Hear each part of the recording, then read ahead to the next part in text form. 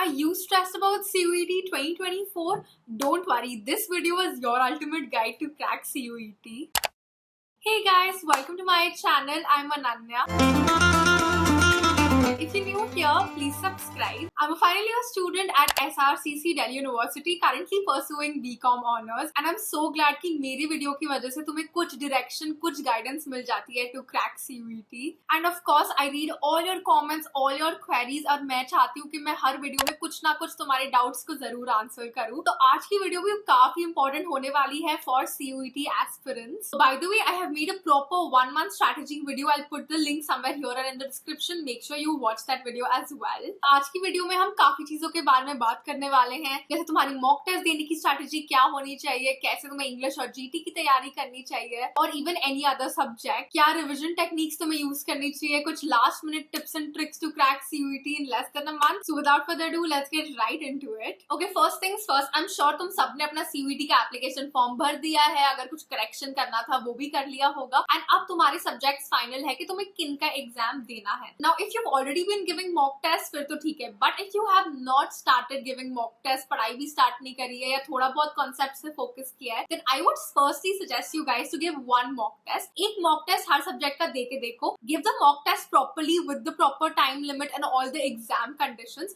और फिर अपने मॉक टेस्ट का एनालाइज करो. Figure out what your score is, अभी तुम कहाँ लाई कर रहे हो, तुम्हारी क्या परसेंटाइल आ रही है, और तुम कौन से क्वेश्चन सही कर रहे हो और कौन से गलत कर रहे हो. This is the most important. अब ये मॉक टेस्ट देने से तुम्हें दो चीजें पता चल जाएंगी. एक तो कि क्या इंपॉर्टेंट टॉपिक्स हैं उस सब्जेक्ट के, और दूसरा कि तुम्हारी स्ट्रेंथ्स और वीकनेसेस क्या है. कुछ चीजें शायद ऐसी होंगी जो तुमने पहले पढ़ी हुई है तो इसलिए तुम्हें आती होंगी मॉक टेस्ट में, लेकिन ऐसा भी हो सकता है कि तुम्हें काफी चीजें नहीं आती हो मॉक टेस्ट में, and that's exactly what you have to focus on in this coming month. अब ये जो टाइम बचा है इसमें तुम्हें दोनों चीजें करनी है, कॉन्सेप्ट बिल्डिंग भी करनी है और मॉक टेस्ट भी देने हैं. अब जब कॉन्सेप्ट बिल्डिंग की बात करें, of course you will have to focus on the high weightage topics, या जो सबसे ज्यादा आते हैं और जो सबसे ज्यादा स्कोरिंग भी है. अब कॉन्सेप्ट बिल्डिंग करने की भी दो तरीके होते हैं. It depends on how you prefer to study. एक तो होता है कि तुमने अपनी टेक्स्ट बुक उठाई या कोई बुक उठाई और तुमने उसके चैप्टर्स को गो थ्रू किया to learn everything. But the second method which I would recommend also at this point of time in your preparation is solving question banks. अब अगर तुम कोई भी क्वेश्चन बैंक उठाओगे ना तो उसमें चैप्टर वाइज क्वेश्चंस होते हैं. पहले चैप्टर के एक नोट्स भी गिवन होते हैं रिविजन के लिए, and then you move on to solving the questions. And because CUET एक ऑब्जेक्टिव एग्जाम है व्हिच मींस तुम्हें MCQ क्वेश्चंस को आंसर करना है,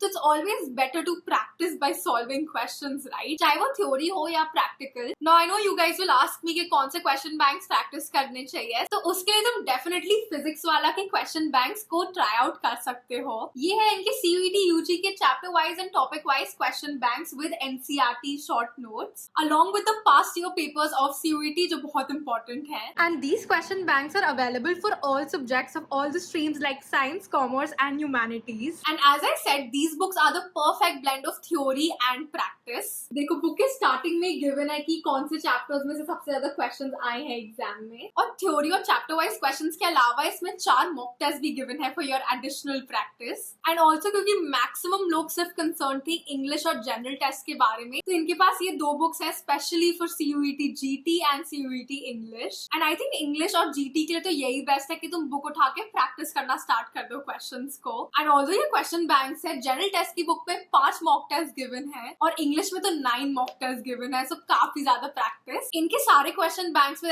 3600 plus questions of different types like match the following, assertion reason, statement based questions and even case study questions. सारे questions NCERT and CUET based हैं with proper explanations for the answers, ताकि तुम्हें concepts अच्छे से समझ आ जाए. And specially अगर तुम ICSE के स्टूडेंट हो तो इन्होंने NCERT के हिसाब से चैप्टर वाइज नोट्स बनाए हुए हैं which you can easily refer to. तो इसलिए मैं फिजिक्स वाला के क्वेश्चन बैंक्स को तुम्हें हाईली रेकमेंड करूंगी, क्योंकि ना सब कुछ एक बहुत सिस्टमैटिक तरीके से ऑर्गेनाइज है for your complete practice. And इन्होंने प्रीवियस CUET के क्वेश्चन पेपर्स को बहुत अच्छे से एनालाइज किया to make this book. So of course I have given the link to purchase these books in the description. तुम Amazon से भी खरीद सकते हो, और you can get it from physics वाला's online store as well. You can use my coupon code ANG100 for a discount, so make sure you check it out. Okay, next, अब जब तुम क्वेश्चन बैंक्स को practice करते ही रहोगे इस एक महीने में, साथ साथ तुम्हें मॉक टेस्ट को भी भी इनकॉर्पोरेट करना स्टार्ट कर देना चाहिए in case you haven't. Her subject के मॉक टेस्ट हर हफ्ते देने ही होंगे, एटलीस्ट 2 तो दे ही देना पर सब्जेक्ट, क्योंकि उससे ना काफी अच्छी प्रैक्टिस हो जाती है। बट व्हेन आई से मॉक टेस्ट देना है, you have to give it properly with a timer by your side, बिल्कुल शांति से, कोई डिस्टर्बेंस नहीं, कोई डिस्ट्रैक्शंस नहीं होने चाहिए। अब मॉक टेस्ट करने की क्या स्ट्रैटेजी होनी चाहिए? मेरे हिसाब से तो best strategy would be like this. अब मोस्टली तो ये कंप्यूटर बेस्ड टेस्ट ही होने वाला है, तो तुम्हारे सामने आएगी स्क्रीन, तुम्हें सबसे पहले सारे क्वेश्चंस को एक एक करके पढ़ना है। नाउ इस प्रोसेस में क्या होने वाला है, when a question is extremely easy, तुम्हें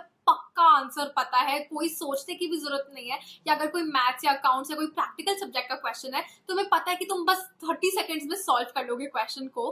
these are the questions you attempt in the first round of reading all the questions. इससे क्या होगा ना, तुम इजी क्वेश्चन अटेम्प्ट कर लोगे, कुछ क्वेश्चंस तो सॉल्व हो ही जाएंगे एकदम स्टार्टिंग में एग्जाम के, और तुम्हें कॉन्फिडेंस आएगा कि हाँ मुझे कुछ तो आता है सीयूईटी के एग्जाम में। एक बार तुमने ये एक राउंड कंप्लीट कर लिया है क्वेश्चंस का, तुम्हारे पास काफी और टाइम बचेगा, क्योंकि अभी तुमने सिर्फ वो क्वेश्चन सॉल्व करे हैं जो बहुत जल्दी आराम से हो सकते हैं। अब सेकंड राउंड में जो थोड़े से हाई लेवल क्वेश्चंस हैं, जो तुम थोड़ा सा दिमाग लगाओगे तो सॉल्व हो जाएंगे। This is specially beneficial for subjects like maths and accounts. अब थ्योरी सब्जेक्ट्स में तो या तो तुम्हें याद होगा आंसर या नहीं होगा, लेकिन प्रैक्टिकल में you can actually sit and solve questions for a longer period of time.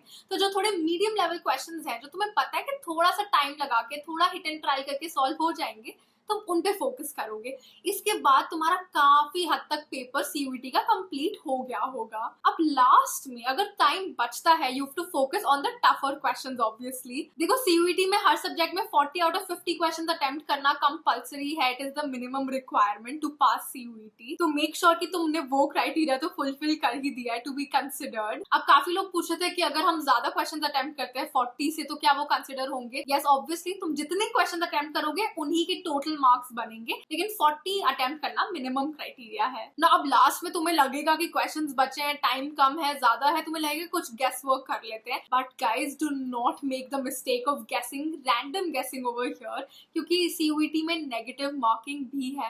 And trust me, negative marking की वजह से ना बहुत मार्क्स कट हो सकते हैं सीयूईटी में, so we have to avoid that at any cost. अब गेस करने का भी तरीका तुम्हारा स्मार्ट होना चाहिए, ये नहीं कि तुमने अपनी मर्जी से रैंडमली कुछ भी टिक कर दिया। You have to do some analysis of the question. तुम्हें choices को eliminate करके देखना चाहिए। अगर तुम final answer पे नहीं आ रहे हो, then eliminate what is wrong and hopefully you will reach an answer that is correct. तो अगर तुम काफी sure हो about your answer, या अगर तुम्हें minimum questions attempt करने हैं, then you can go for the guesswork. Otherwise, अगर तुम बहुत ज्यादा confused और dicey हो about a question, then don't attempt it. फालतू में negative marking हो जाएगी। अब हमने basic चीजों के बारे में तो बात कर ही ली है, लेकिन इस एक महीने के टाइम में एक और important चीज तो तुम्हें करनी होगी, is रिविजन। हो सकता है काफी लोग अभी से रिविजन कर रहे होंगे, which is amazing. If not, after some point 1-2 हफ्ते बाद तुम्हें भी रिविजन स्टार्ट करना होगा of the concepts you studied in the first और second week of your preparation. Obviously revision के लिए if you have a revision time table, then nothing like it. काफी आराम से, अच्छे से, स्ट्रक्चर्ड तरीके से तुम्हारी पढ़ाई हो जाएगी। अब जब तुम अपना रिविजन का पैटर्न बना रहे हो, make sure you doing it a mix of strong and weak areas.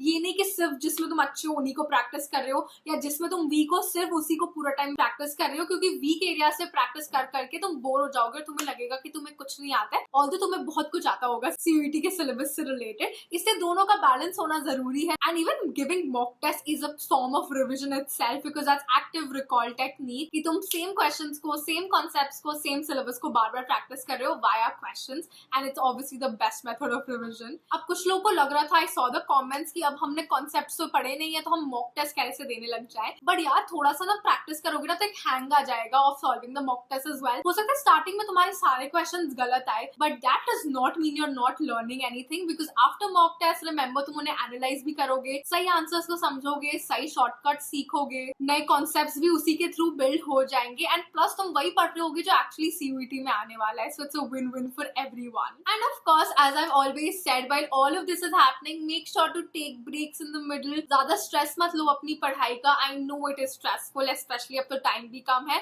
But if you guys will study consistently, trust me, nothing can go wrong in your preparation and in the final exam as well. अब जो result है वो तो बात की बात है, लेकिन तुम्हें सिर्फ अपनी प्रेपरेशन पे फोकस करना है एंड तुम्हें कंसिस्टेंटली प्रिपेयर करना है. That is the key to getting a very high score or a full score in CUET. So yeah, all the very best for CUET guys. I know everyone watching this video is going to ace their exams and I hope to see all of you guys in Delhi University. मुझे genuinely comment से बताना कि तुम और क्या देखना चाहते हो CUET से related, because I am here to help you guys out. And I know तुम में से maximum लोगों ने मेरे channel को अभी तक subscribe नहीं किया है, तो क्यों नहीं कर रहे हो guys? I'm giving you so much help. तो एक subscribe का बटन तो तुम दबा ही सकते हो. If you made it till here, then comment these emojis so I know who the real ones are. Make sure to like this video, share it with your friends who are preparing for CUET and also follow me on Instagram ताकि तुम जब पढ़ाई से bore हो जाओ तो कुछ break भी ले सकते हो. And until next time, bye.